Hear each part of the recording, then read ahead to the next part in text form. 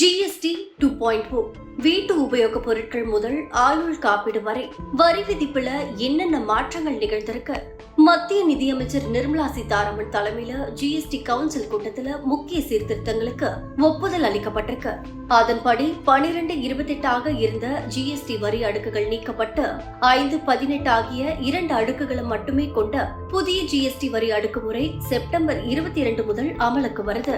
முதல்ல முற்றிலுமா வரி விலக்கு அளிக்கப்பட்ட பொருட்கள் என்னன்னு பார்த்தோம்னா, உயிர்காக்கும் மருந்துகளுக்கு 12% இருந்த வரி 0 குறைக்கப்பட்டிருக்கு.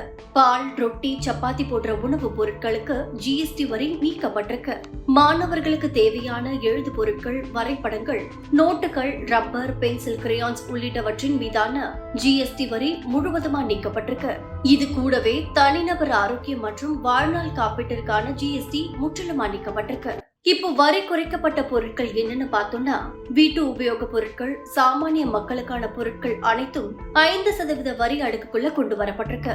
ஹேர் ஆயில், ஷாம்பு, பர்பசை மற்றும் பல்ஃபிளாஸ் போன்ற தனிப்பட்ட பராமரிப்பு பொருட்களுக்கான ஜிஎஸ்டி 18% 5% குறைக்கப்பட்டிருக்கு. குழந்தைகளுக்கான பால் புட்டி, நாப்கின், மருத்துவ டயப்பர்களுக்கு 12% 5% குறைக்கப்பட்டிருக்கு. வெண்ணெய், நெய், பால் பொருட்கள் மீதான ஜிஎஸ்டி 12% 5% குறைக்கப்பட்டிருக்கு. இதே போலதான் நொறுக்கு தீனிகளுக்கான வரி 12% 5% குறைக்கப்பட்டிருக்கு.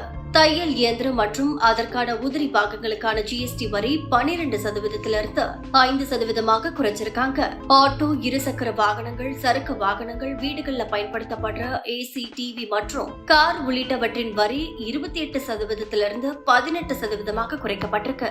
மருத்துவத்துறையில தெர்மோமீட்டர், மருத்துவ ஆக்சிஜன், பரிசோதனை பொருட்கள், கண்ணாடி மீதான ஜிஎஸ்டி இது எல்லாமே 12% 5% குறைக்கப்பட்டிருக்கு. மேலும் ஒரு சில பொருட்களின் மீதான வரி உயர்த்தப்பட்டிருக்கு. அதெல்லாம் என்னன்னா, சிகரெட், பான் மசாலா, கார்பனேற்ற குளிர்பானங்களுக்கு 28% இருந்த வரி தற்போது 40% அதிகரிக்கப்பட்டு சிறப்பு வரி பிரிவுல சேர்க்கப்பட்டிருக்கு.